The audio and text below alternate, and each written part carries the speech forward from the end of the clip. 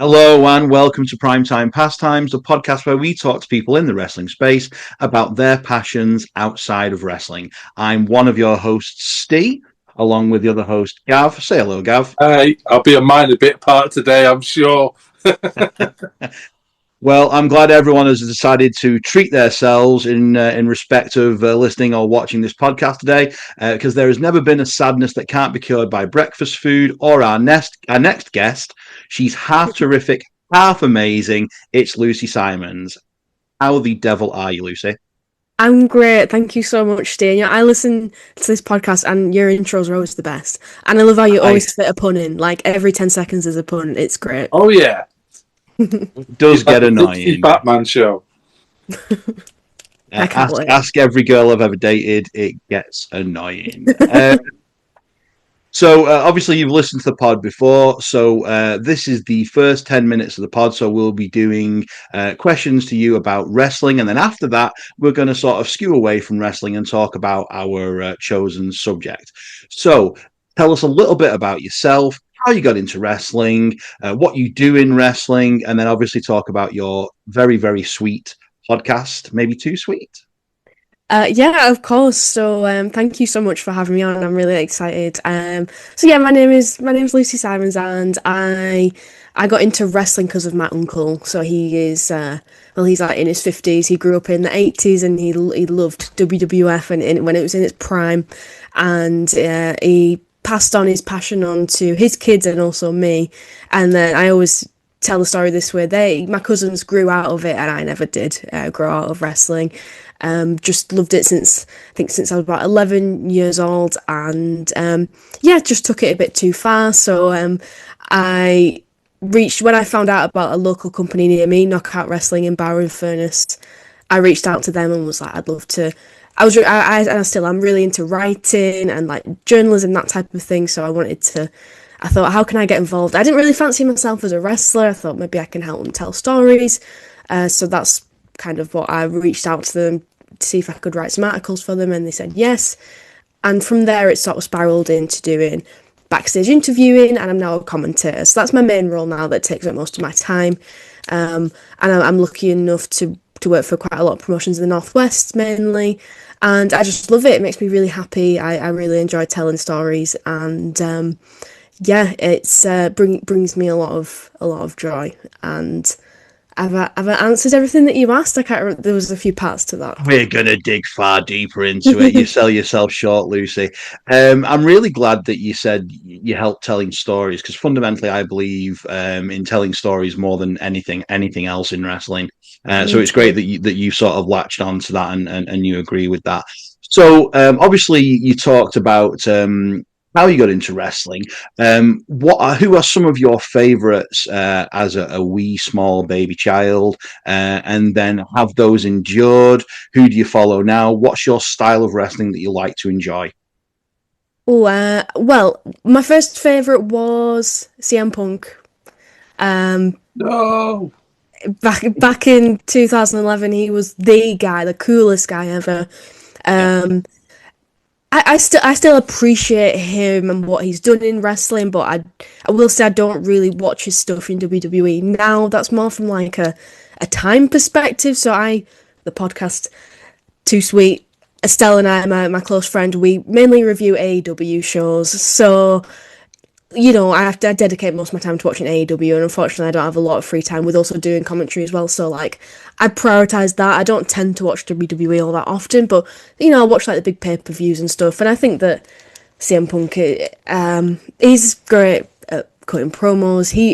I can't comment on what he does now because I literally don't watch it, but he was a great wrestler. He was the coolest guy. I loved him.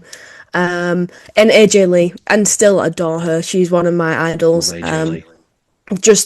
What a inspirational human being, and she paved the way for women in wrestling, really. And I mean, so many women before and after her too, but she's a really big one.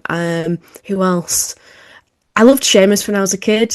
He's still pretty cool, and since like 2014 I've just really loved Claudio Castagnoli, and he's still my favourite wrestler to this day. I don't know what it is. Me and Estelle talk about this on the podcast. It's like you latch on to someone, and there's just something about a certain wrestler that that clicks with you, and that was that for me with Claudio, and also John Moxley as well. I mean, I was the biggest Dean Ambrose fangirl for the longest time, and I still love him now. So, and I guess with like Claudio and John Moxley, it's I you know, them obviously being in the Death Riders. I do like that style of wrestling, so like the technical aspect and taking it super fucking seriously. Oh, sorry, am I allowed to swear on this podcast? Well, you are. Taking it super seriously and like treating it as if it is like William Regal, for example, like going whole hog on the character, completely committing to the bit and telling a story with their bodies in the match. So it's not like a overly sports entertainment-y type thing, although I love that. I love the dramatic extra side of things too. But yeah, I definitely lean towards those types of wrestlers. Zack Sabre Jr. is another one of my favourite wrestlers. Bryan Danielson, and I love Swerve Strickland. Oh my gosh.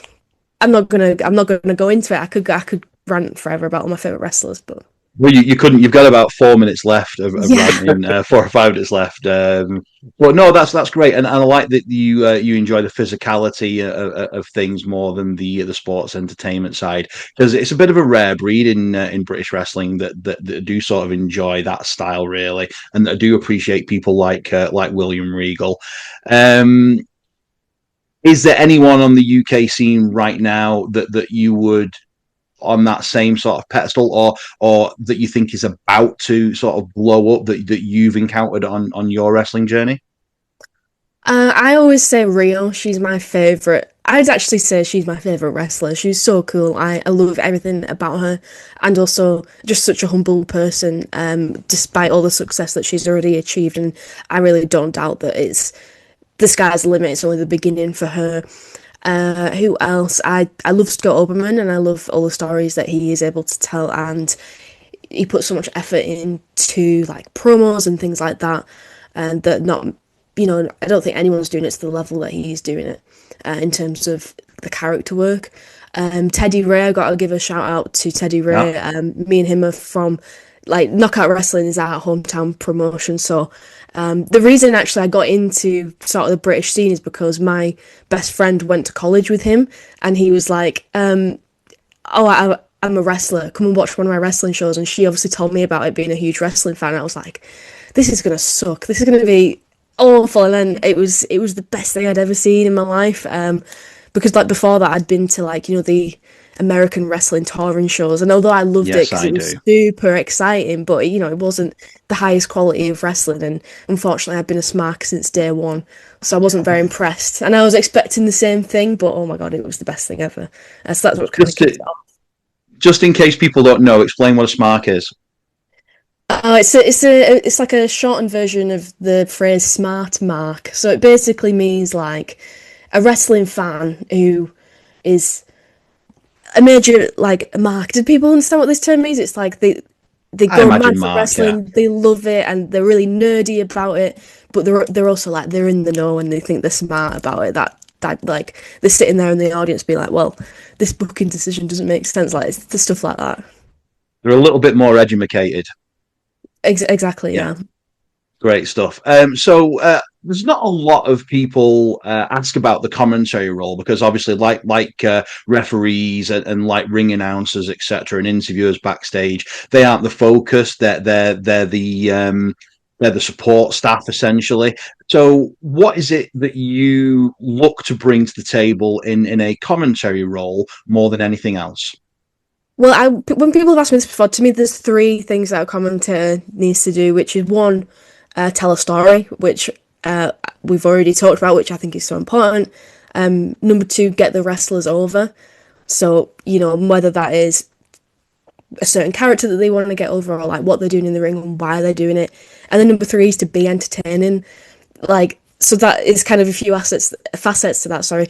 Don't be annoying, but don't be boring. Do you know what I mean? And it's kind of like you're taking the viewer on a journey. And I think that, you know, a good commentator can elevate a bad match, and a poor commentator can unfortunately take away from an excellent match. Some wrestlers have said like, well, I was really proud of this match, but I didn't want to share it because the commentary was so bad and stuff like that. So that's my worst fear. I would never ever want to be a detriment to someone's like art. It's like wrestling. It's like they're putting on a piece of art in the ring, and I can add some finishing touches to it to make it better, or I could just shit all over it. Why would I want to shit all over it? You know? So similar to reffing in that respect. Yeah, definitely. So similar. So one final question then before we move on. Is there a particular commentator that you would like to emulate, or you just trying to be your own thing? Yeah, I think I'm trying to be my own person. Like, there's not many like women in the field to look up to in like the mainstream. Renee Young, when she was in WWE, that was the name that she went by, and she did it a little bit, and that was like sort of an eye-opening moment for me. And Beth Phoenix too. And there's obviously people like SoCal Violent and like some others who are doing it like in the UK and things like that. But yeah, just trying to be myself basically, and but also I think there's always things to learn from the people who've been there and done it. So like I know a lot of Michael Cole, for example, gets a lot of shit 'cause some people find him annoying, but it's like to have that level of passion still coming through, and he's done it for so long, I think is incredible. Same thing with Tony Schiavone. My God, he's been doing it since the 80s. It's wild. Nigel McGuinness. Again, he also, I think I forgot to mention, is one of my favourite wrestlers, but also one of my favourite commentators. Wow, he's unbelievable.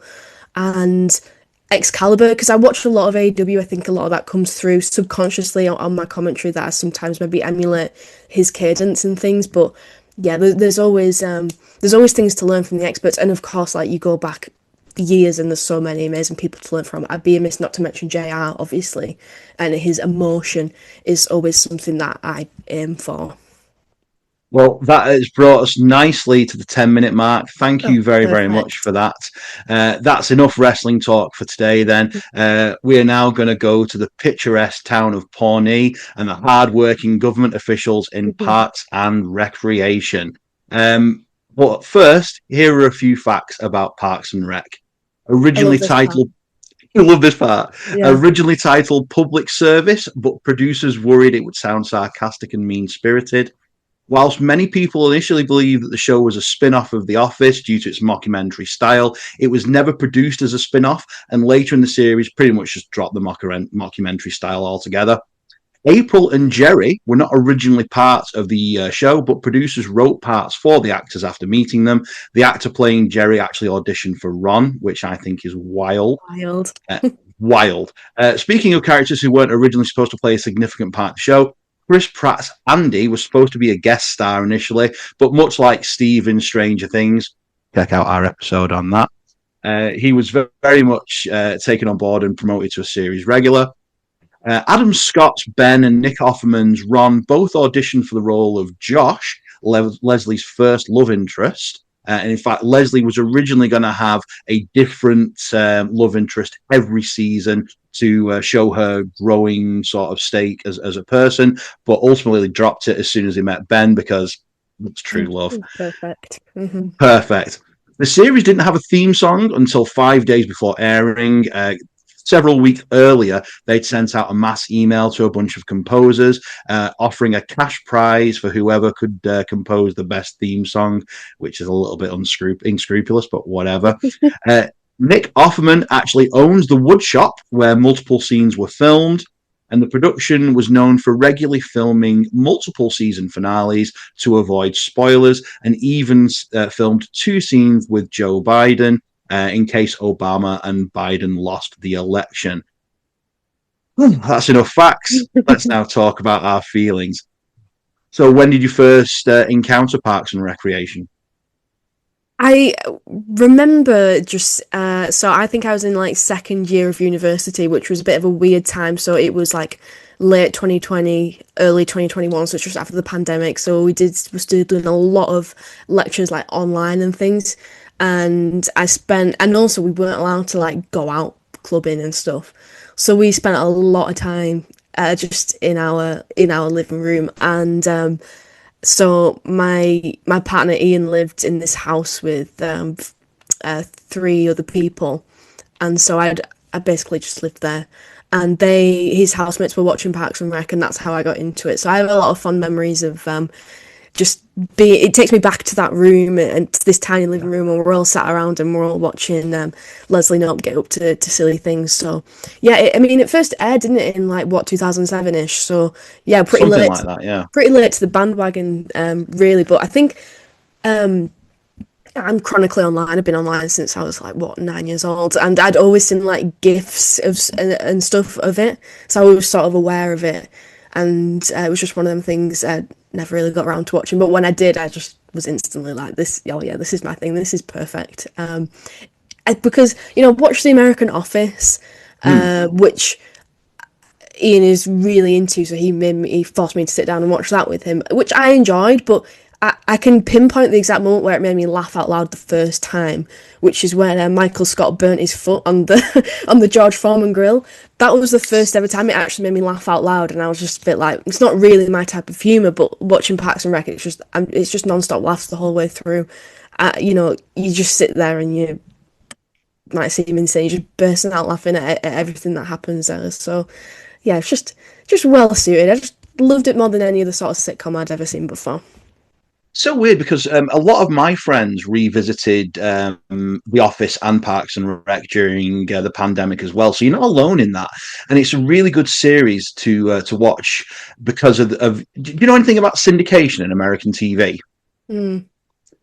So for those who don't, get to about 65 episodes of a TV series at least, you're eligible for something called syndication, which means you put it on TV and it's on every weekday at a certain time slot, Yes. Plays for 3 or 4 months and then rinses and repeats. And it's one of those shows that there's enough episodes, and even though there is character development, it sort of resets for the most part. So it's a really, really perfect show for syndication.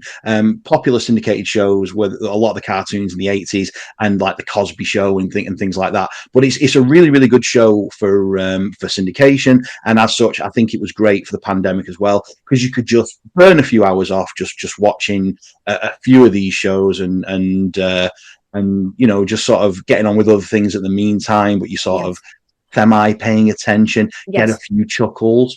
So I think it's a great show for something like that. I am going to throw this open to Gav very, very briefly because I know this, but Gav, when did you first see Parks and Recreation? I think Lauren had me try to watch it about 2 years ago-ish, I think. Going through loads of series and nothing to watch.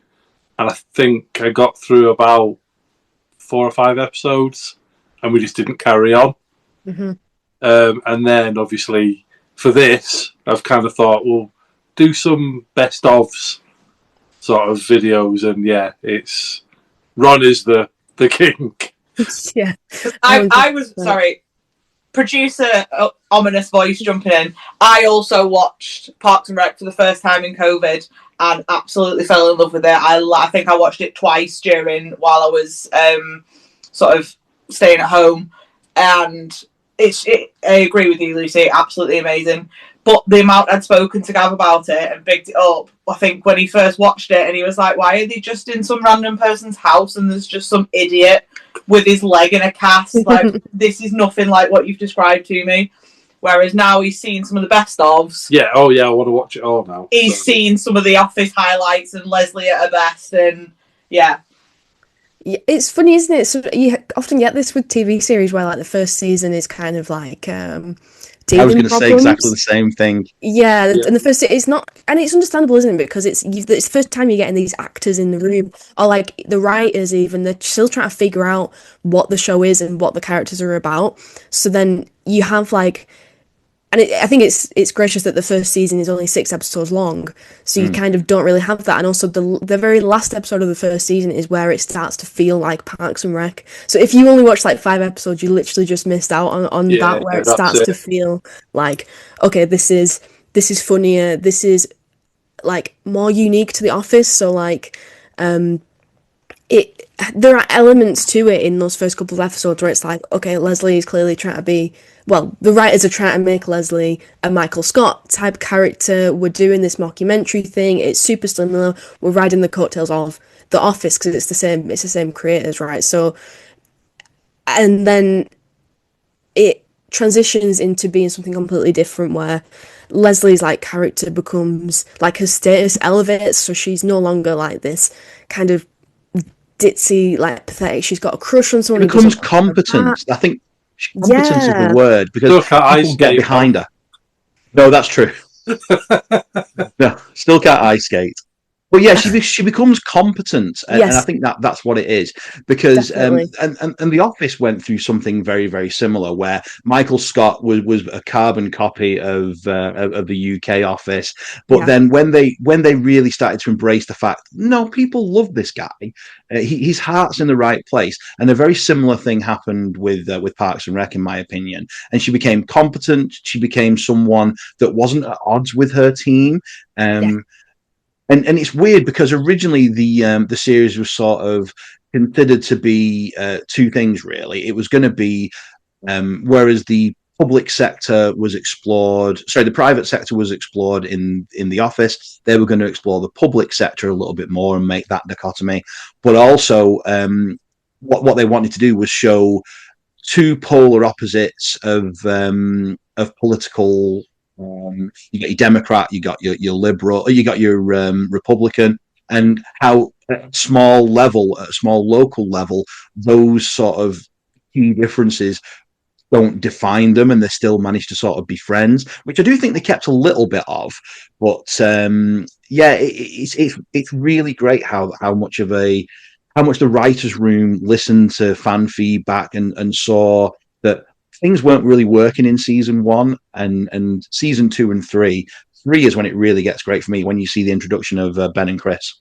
yeah, yeah, absolutely. And to your point, I think that the biggest shift is the fact that like season one, it's almost like Leslie versus her co-workers. She's Yeah, stupid, she's wrong most of the time, they're laughing behind her back, but then it transitions into Leslie and her co-workers against the world. exactly that. They're a team, and they actually like each other. It's not, I mean, in The Office, for example, they hate being there. They it's like prison. They want to die. They hate their job. They hate each other. They hate Michael. But you know, obviously, there's still elements of them like loving each other. But in Parks, it's more overt, and it's more positive. It's more friendly. It's not mean spirited. It's also like a lot more diverse. So like having the female lead is, for the time, quite rare, and even now, like, you know, nowadays in sitcoms like this, you know, how often do you get a female lead like Leslie, who's also a very strong woman, and she's obviously she's a feminist, she's overtly a feminist, and you've got this cast that is quite racially diverse too, and I think that speaks to the fact that they had women writers. They actually had, you know, people, comedy writers who were women there in the room. So then it doesn't just become this like sausage fest of lads, lads, lads that you get a lot in comedy. It was, okay, Yeah. well, we're gonna make this. She's strong, yeah. She's bossy. She is like powerful. Like I said before, her status just completely changes. And also, the main thing I really love is the fact that we've got a female friendship that's basically spawns the whole show. So like Leslie and Anne meet because of the pit, and the whole show comes from that. And it's never a bitchy friendship. It's never like, oh, she tried to steal my husband, or we slept with the same person. Although they have like the Matt Brandanowitz storyline, which, oh my god, I hate. Well, But hate so much. Yeah. you know, that's by the by. It's minor. It's a minor thing. Mm. And even that is like, that's used as like a vehicle for Leslie to grow and be like, I don't actually care. You can date him. I actually don't want him anymore. And that's a big shift for her character, from like wanting the validation of a man to being like, I don't care. So yeah, and I just love the fact that their friendship prevails throughout, and like they have their petty arguments and things. Like it's realistic, but then I just love that. How often do you get that in television where it passes the Bechdel test basically? It does. It absolutely does. And there's an Anne-shaped hole in the final season, Yeah, and it's a shame, because you like to say that friendship really does define the TV series. What's weird as well about friendship in real life is there was really only one other major TV series featuring a female lead on the US airwaves, and that was 30 Rock, and that's her real life best friend Tina Fey. Oh So no. it's so strange that at the same time they were sort of powering through. And also that was on the same slot, wasn't it? I think it was aired Thursday nights when it was Yeah, I first think it being was a aired. mid-season replacement. I think initially, I could, which is why it was only 6 episodes. Don't quote me on that, nerds. But I think that was Yeah, the case. I believe it was like I think it was The Office, still Parks and Rec, Community, and then 30 Rock were Mm. all on like Thursday nights. So that was like peak sort of time for comedy fans back then. I wasn't, I was eight, I was in bed, but you know what I mean. Shut up. I'm very, very old. Sometimes I just like to You're flex. not very, very old. I'm very, very old. Big difference. Let's just agree that we hate Lucy for her youth. Right. So, who is really serious question right now? Who is better, Duke Silver or FBI's Burt Macklin? Oh, it's got to be Duke Silver, hasn't it? I mean, Burt Macklin's great, hilarious, but it's classic Andy being goofy. And also what you were saying earlier about like Chris Pratt going from being a guest star to being a main cast member, I think is like hilarious to think like what could the show have been like without it? It wouldn't have been the same. But it's just another example of like the writers like writing towards the actors rather than creating a character and then forcing that on the actor. Is more they tried to adapt the characters for like the actors and their like character, their personality traits. Sorry. So what you said about Ron and his wood shop, because that's literally what Nick Offerman does in his spare time. I'm just like, oh, okay, let's make Ron do that. That fits the character. Why not? But And they did this a lot with a lot of the characters as well. Yes. With the difference between The Office was a lot of the people on The Office were the writers for The Office, but that wasn't the case with this. So they really were able to sort of pull out character traits from the individual actors, and without any personal stake in it, we're able to develop them, which was great. But I think if you remove any one of those 6 or 7 sort of other people surrounding Leslie, the show is the same, even down to Jerry and what you would consider to be minor characters. Yeah, I completely agree with you. I think it was Aziz who plays Tom Haverford was like Yep. they casted him before they'd even written the character, so they essentially wrote the character That's right. around his personality, which is again hilarious considering. I mean, what a hilarious character. But back to your question, Duke Silver. I mean, amazing. The fact that they can like throw this curveball in about Ron Swanson, who's like this really masculine, closed off character, and then throw this massive curveball. Spoilers, Gav doesn't know who Duke Silver is yet. Not yet. That is not on us, Gav. That is on you. Love how blank he's looking at you both, just like, what are they on about? I know that is not on this one, but I don't mind. But Good. it's one of those Let's things not draw attention. I'll just eat off the eggs and bacon. It's one of those things Yes. that you'd think like they'd throw in a later season because they've run out of things to do, but it's not. It's super early. It's in like early season 2, so it's like So, yeah. okay, we're establishing this straight away. But because I think the character's so well written, it's like it's plausible. It's like actually this doesn't seem like a totally far-fetched, ridiculous thing because you've run out of ideas. This seems perfectly natural somehow. So who's the Sam Elliott? Who does he play in it then? When I watched That's the other Ron. Right, is that the one you're on about? No. No. Spoiler alert. You'll Right. see what happens, but it's an alter ego of Ron. But Okay. no, you'll see it when it comes, and I invite everyone to go and watch those episodes. I didn't quite go the other Ron. That was quite funny. The Sam Vegan Elliott Ron. Ron was great Yeah. too. Yeah, with his sandals. Oh, I hate food. Yeah. Who Yes. doesn't eat meat? Doesn't eat meat. Wonderful character. So speaking of characters, obviously we've got the core people on there. If you were to create a spin-off involving 2 of the people we encounter to be main characters, who would you choose and why? Because that's something I think about all the time. Tom Haverford for me would be one of them, I think. What a great question! Oh my gosh. I mean, I love the random side characters that always recur. So I love Perd Hapley. Yeah, Bird's great. Oh no, wait, no, it would have to be Tammy too and Ron. So like, just I want a full in-depth like exploration of their relationship. What the hell went wrong there? Why are they so insane? I want to know everything that they got up to. Well, maybe not absolutely everything, because oh my god. Is that when he got the braids and went crazy? Yeah. That is correct. Yeah, that is. I mean, I can't remember exactly what episode that is, but that's got to be up there in my favourites. Top 5, definitely. It's hysterical. Yeah, me too. Me too. I think it's definitely up there. I'd like to see like a Godfather 2 version of that, where you see the prequel and then you see them trying to get back together as a couple 10, 15 years after the events. I love that. And again, you were talking about the character and how he allows himself to be silly as Duke Silver. He allows himself to be completely ridiculous when he's with Tammy too. Yeah, and they married in real life as well, so that just makes it even better. It's just like you can just tell how much fun they had filming that. It totally comes across.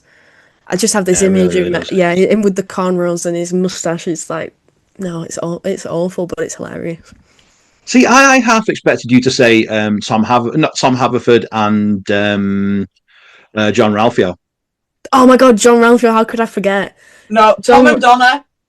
Yeah, Tom and Donna too. Yeah. John Ralphio and Mona Lisa, absolutely. When they break out into song, the little things, just the little random phrases that they decide to sing instead of literally, that's part of my everyday lexicon. But every time something's bad, it's the worst. Don't be suspicious. Don't be suspicious. Don't be suspicious. How that went so viral, didn't it? Was that like in lockdown, I think, as well, where that went completely viral? It's like, this is so old. There was a lot of memes that came out during the lockdown again, because I think probably because people were just watching it. You had the I forget his name, but you had the guy saying jail. That's jail. It's jail. Yeah, that's also yes, jail. It was the. I think I remember seeing that. That was you will have done. Venezuela guy. What's his name? Like I can't remember his name. Ruiz or something. That was undercooked fish. Believe it or not. Yeah. Yeah. Also jail. But yeah, you had a lot of memes of that. I really liked that. I can't remember his name, but John Ralphio's father and Mona Lisa's father, where he's the judge and he's saying to Mona Lisa, "No, not you, Angel. We trust you completely," and all that. I thought that was so funny. And she's like, "I've never done anything wrong in my life," and he's like, "I know this, and I love you." Yeah. And then she's like, "Money, please." Such a fun character. It's just one of them things that gets quoted like at least 10 times a day in this household. Well, they have, you mentioned the word lexicon earlier, and thank you for that. But it's the cultural lexicon has been massively affected by this. I mean, Galentine's Day. That was from Parks and Rec. Yeah, that's a big thing now, isn't it? The day before Valentine's Day, like it's a massive about the thing. Girls. That's Leslie Knope. And I wonder how many people actually realise that's from Parks and Rec. Yeah, probably not that many. I mean, I guess you wouldn't know unless you watched it. No, perhaps not, but it's great that we can just, as a culture, think that's fantastic. Like Friends, the Friend Zone was a term that was created in Friends as well. Oh no way! I didn't know that. Yeah, so it's again pop culture influencing life. It's really, really great. Let's talk about waffles. Oh my god, yes. Let's. So obviously Leslie loves waffles. As Gav has mentioned, Ron enjoys literally all the bacon and eggs that we have. What's your go-to breakfast food? Oh my god. I mean, every day it's somewhat boring. Like, I'm going to be honest here, dry granola because I don't like milk, which is really sad. And I appreciate that sounds really sad, but if it's like a treat, I love crumpets. Oh my gosh, crumpet on like a Sunday morning, that makes me grateful to be alive. Wow, that is a bold statement. It does, honestly. Simple things in life. I'm easy to please. Like, I really like well done crumpets as well. I can't be doing them being soggy. They need to be quite crispy and brown. Slap some butter on that. I'm like, mental. I think I've seen a band called Soggy Crumpets. That could be one of Andy's band names. Yeah, Mouse Rat is. I almost wore a Mouse Rat t-shirt today, but I am actually wearing my little Sebastian t-shirt. I love it. Amazing. So I love that you've got options too. Oh yeah, I have a lot of t-shirts. Most of them are black because I'm an overweight wrestling fan, so that's the uniform. Um, Gav, what's your favourite breakfast food? Eggs. It is eggs. Not eggs and bacon, though, is it? It's eggs and sausage, just let's eggs be honest. and sausage, probably. But it is eggs. What about you, No, Steve? no judgment. I like to mix it up. I enjoy a full English, but obviously I can't have that all the time. Currently, I'm enjoying like a breakfast cereal called Fuel, which my is God, like same. chocolate flakes. I love You that. enjoy that? I love Yeah. that. Have you had the granola version of it? I have, but I prefer the flakes. Oh, I haven't tried the flakes. I tried the granola because it's the chocolatey one, and it's vegan Yeah. too. Yeah, that's well. I am trying to sort of be healthier and more conscious about that sort of thing. So that's one of my many first steps. Yeah, I like to Yeah. go everywhere for that. When we were in the ref training, Gav, Lauren, and myself used to get moose pancakes for breakfast, which I really enjoy, and that was a fond memory. And once we forgot to pay, and I went all the way back to the place. Not supposed to tell people about that one. We walked out and just didn't pay. So I was like halfway down the road, and I was like, "We've not paid." So I went back and paid. You criminal. We all pay somehow, Gav. We all pay somehow. Yeah. So, what was your favourite character aside from who I assume is everyone's favourite, Leslie? Talk to me about your favourite characters. Yeah, I love Leslie. I'd say she's my favorite character. I'm actually the shirt I'm wearing right now is a I'd Leslie seen. Knope t-shirt. Yeah. And who else? I love them all. I think they really work well as an ensemble. Like you said, it wouldn't be the same with minus any one of them. But I really like Ben as well. He's like, but what an ideal man. I mean, he's super nerdy. He's completely. He's really just nerdy. That's the only word I can really think to describe him. And he's hilarious and just. How do you say, Gav? Claymation fanatic. Yeah. No. Multi-talented Talented man. He's like what it's like living with you. Really?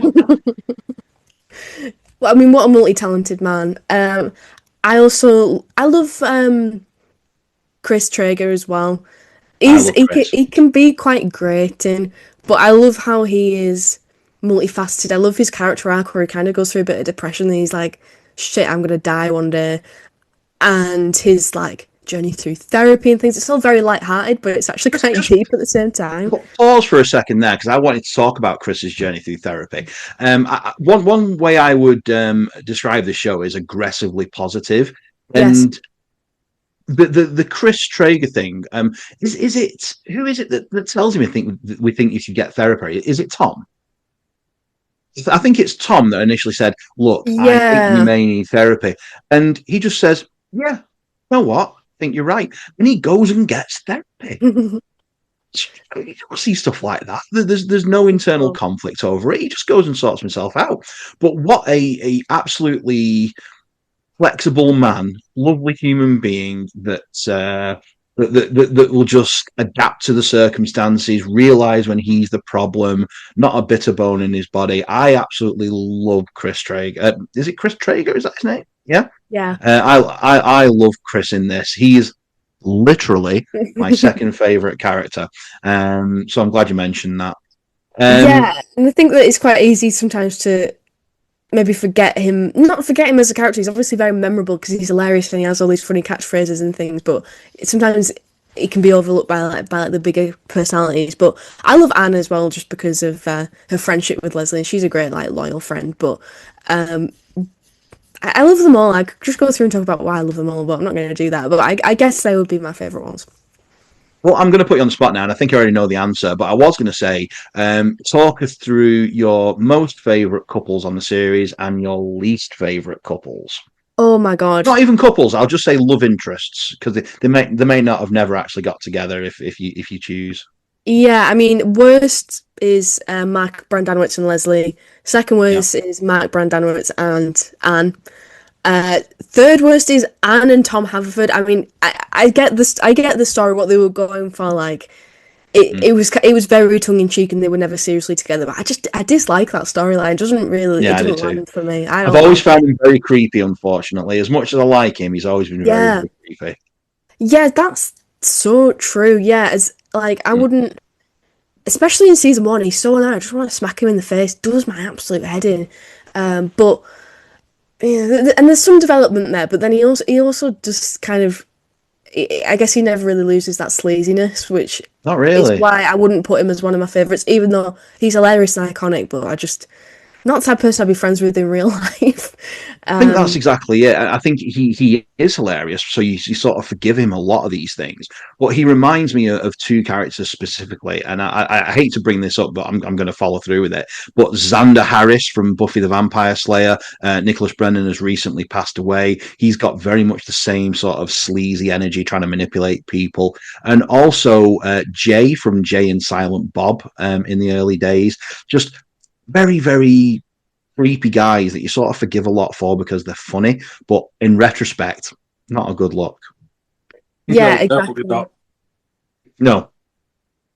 Exactly that. But let's talk positive. Favorite couple. Yes. I mean, okay. Leslie and Anne. Can we just address this? Oh my god. I was about to say. Why? I just wish we could have gone down the whole hog like same sex relationship thing with these two, because they're clearly soulmates. And I think even I want to call it Amy Poehler. Even Leslie goes, unfortunately, I'm heterosexual. So it's like, oh, not by choice. I wish I could be with Anne, but like she clearly loves Anne, and it's clearly she calls it like all the really nice pet names she has for it. It's so cute.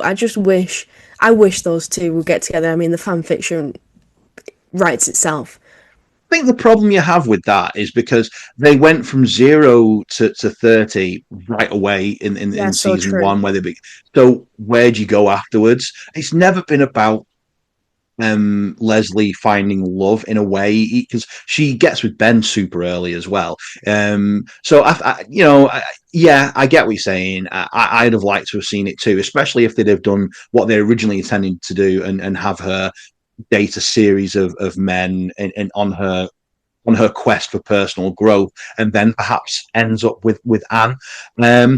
Oh my god, sure you needed perfect. It. That would have been great, but I'm not sure it was needed. Yeah. It doesn't. It doesn't detriment from the show. It's not queer baiting or anything like that. It's not no. It doesn't take away from my enjoyment at all. And I love Leslie and Ben. The best straight couple ever. I mean, they're literal soulmates. Yeah. So no, I would never want to split them two up. So have we talked about any other couples on there? There's one couple I'm dying to talk about, but I don't want to lead you in that direction. I mean, Anne and Chris are a good couple. I quite like their story as well, because it's not linear at all. So like, no, true. They break up. She doesn't realize that they broke up, but they break up, and then they're apart for a while, and they get back together, and it's very untraditional in that sense. And I think those two are a good match as well. I'm curious, who's the couple that you're thinking of? So there was one couple that initially gave me the creeps a little bit because of the age gap. Oh, of course, yeah. Of course, I can't believe I forgot about Andy and April. I love Andy and April, but a great, like opposites attract sort of story where you have April who's so detached from everything. She's apathetic about everything. She doesn't care about her job. She doesn't care about other people. She only cares about animals. And then you have Andy, and there is a bit of an age gap there, but he is, I mean, mentally a child. He's very goofy. Actually, in season 1, I mean, gosh, can't stand the guy. He's leeching off Annie. He's man-child. Yeah, exactly. Yeah. He can't look after himself, can't cook. He's just like living with Anne and pretending like that he's still on crutches even though he isn't, just so she will run after him. But then, they split up. Terrible. They were a terrible pair. I don't even understand how they got together in the first place. And that kind of, like you said, that was meant to be the end of his story. Like he was meant to be a vehicle for Anne just sort of growing as a character, like leaves the deadbeat boyfriend behind. Because Chris Pratt was so hilarious, they kept him in, and I'm so grateful that they did, because what a lovely story that is for April to like open up, and them two to find each other. And I mean, both of them really just like kids at heart, and the silly, goofy shenanigans are a really nice part of the show. Well, he's responsible for my favourite moment in the show, and my favourite comedic line in the show as well. My favourite moment is where he's sort of consoling her, and he's saying something along the lines of, "Yeah, we have to grow up, but if you don't think we're not going to be silly along the way as well, and I'm going to like hit you with marshmallows and all this." Like, I forget what the Yeah. actual line was, the actual moment was, but it was just a really real moment, and a mature relationship, while still sort of holding on to that sort of silly energy that has defined their relationship.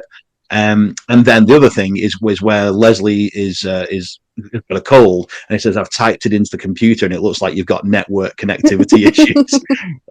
Absolutely Wasn't that fantastic line. improvised as well? I think I believe it was. Yeah, that had to have been.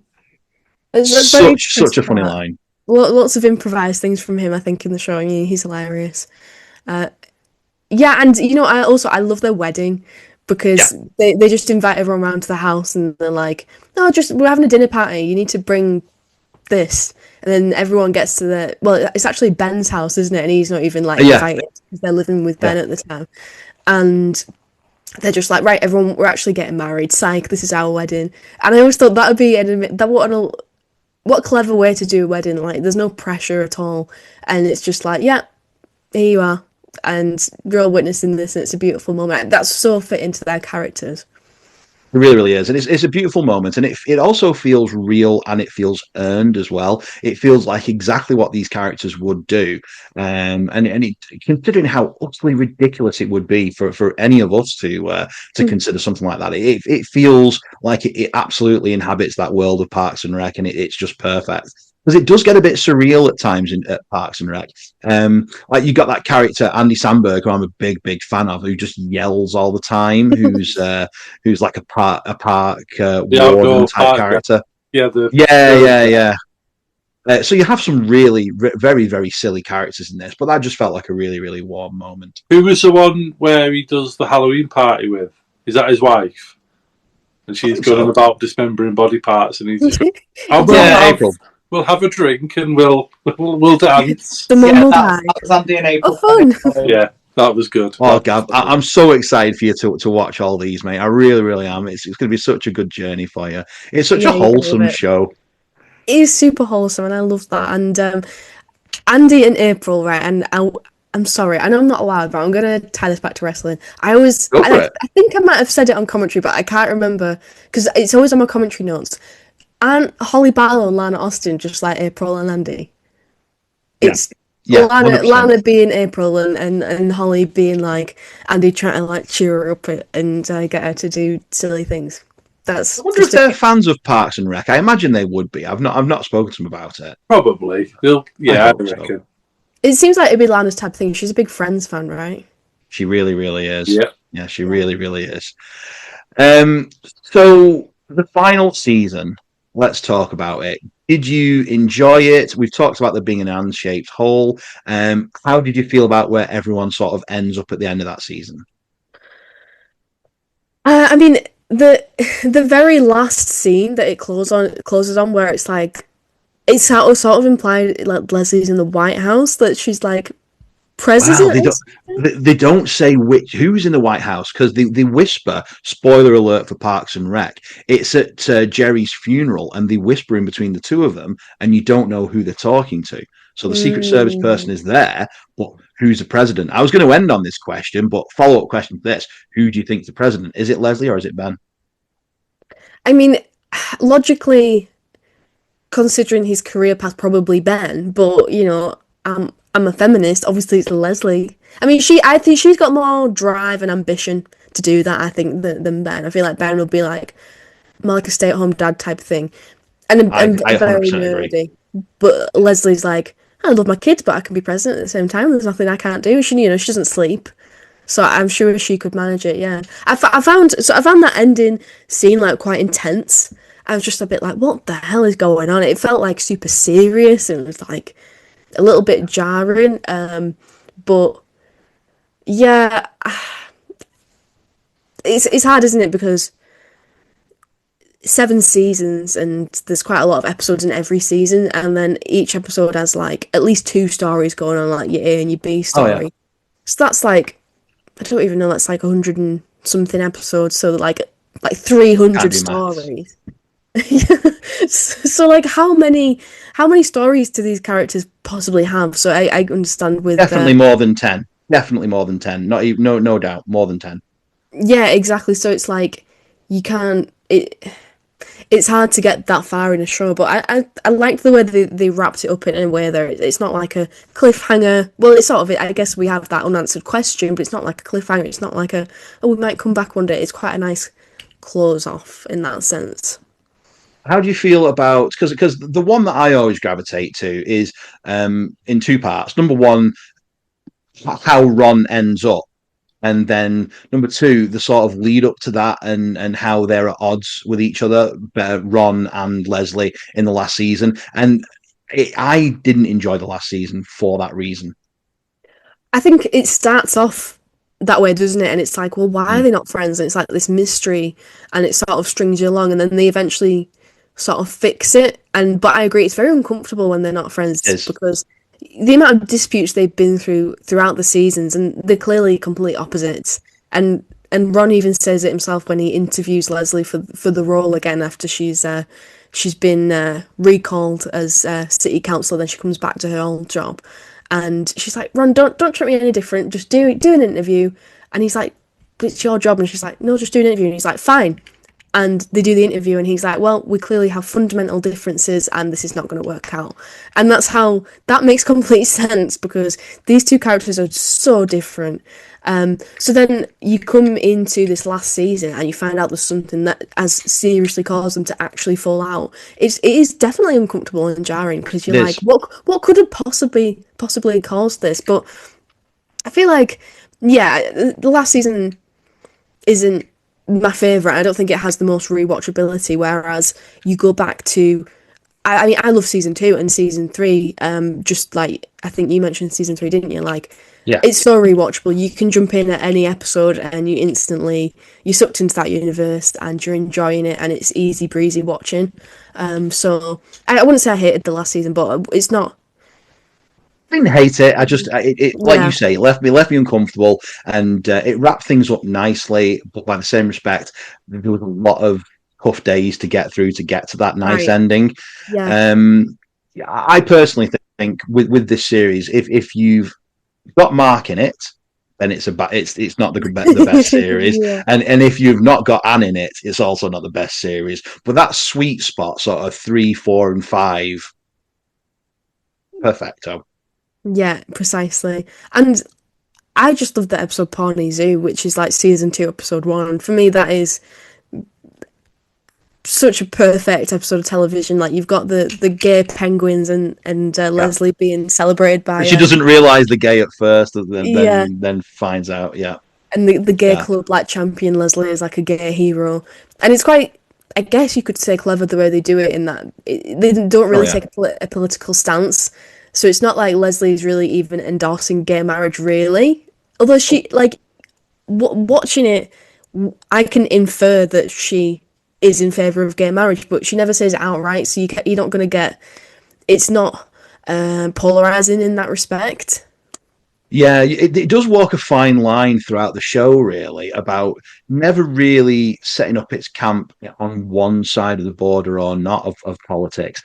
So another question that I've got for you on this is: do you think with politics being such a toxic environment at the moment, you could make a show like this today? Yeah, it's such a good question. I feel like no. I feel like a lot of the partly because like a lot of the jokes have aged quite badly. Like certainly it is a product of its time to a certain extent, even though for the reasons we've discussed it is quite progressive. But yeah, there's some I guess some jokes that wouldn't pass nowadays. But yeah, it's hard, isn't it? Because I guess with the internet and things and like characters, it's not a character, like figures like Donald Trump and American politics being super, it's a minefield, it's super touchy, and there's extreme people on both sides that pulling families apart currently. Exactly, yeah. It's a really difficult political landscape, so I feel like, I don't know, you'd have to be so middle of the road, like it'd be super hard to do. I feel like it was hard to do at the time as well, but it was a difficult political landscape. I mean, Obama was president, I believe, for like the majority of the time that the show was on. Without offending either side too much, I think it would be virtually impossible. To be fair, I tend to agree. But I mean, obviously, I hope I'm wrong, but I do tend to agree. But yeah, it was mostly an Obama presidency thing, because obviously she goes on about Biden a lot during that series. I mean, her only character flaw is the fact that she finds Joe Biden attractive. What's that about? I think that she just likes strong political men, doesn't she? It's not even about what he looks like. But Who doesn't? So weird. Don't yuck anyone's yum. I say this before. Right, okay, so I've started doing little games on this as well. So I'm going to give you a little game now to sort of finish us off here. That's easy for me to say. So, which of the following was not a business attempt by Tom Haverford? A bistro. That was you can one. Tell us yes or no. That was one. Yeah. An alcoholic beverage called snake juice. Yeah, that was one. I saw that one. Yeah. A maple syrup-based candy bar to rival Sweetums. No, I don't think that was one. Correct. Butter mixed with glitter. Is that a Tom Haverford thing? Because I know there's the glitter factory in Pawnee. I don't think that's a Tom thing, though. That is a Tom thing. Is it? He does mention it as one of his prior things. High-end rental clothing for teenagers. Rent a swag. Yeah, of course. That's the best business idea ever. Fantastic. Well, that has been absolutely fantastic talking to you today. Where can we find you on socials? You can. I've recently changed my handle, so I don't even know off the top of my head. I'm at Lucy Simons _ on X, and it's Lucy Sim Pro Wrestling on Instagram. And if you happen to use Facebook, there's a Facebook page as well. Lucy Simons Pro Wrestling Journalist. So yeah, you can find me in those places. And if you like AW, you might like my podcast. It's called the Too Sweet Podcast, TWO, on Spotify and YouTube. And you can also hear it on our wedding video. Oh my god! Yes, that is a thing. Yeah, one of the best highlights of my commentary career. Yeah, Lauren and Gav's wedding. It's on YouTube for free. So I mean, yeah, with drunk DJ. Oh my god, it was so hilarious. We had an absolute blast. He was leathered. I was high on life. It was great. I was high on those very, very small marzipan style bite things that you had. And I'm diabetic, so I shouldn't have had that. Yeah, that's it. I was having a sugar rush because of the lovely cakes that Lauren had baked. Oh my god, amazing.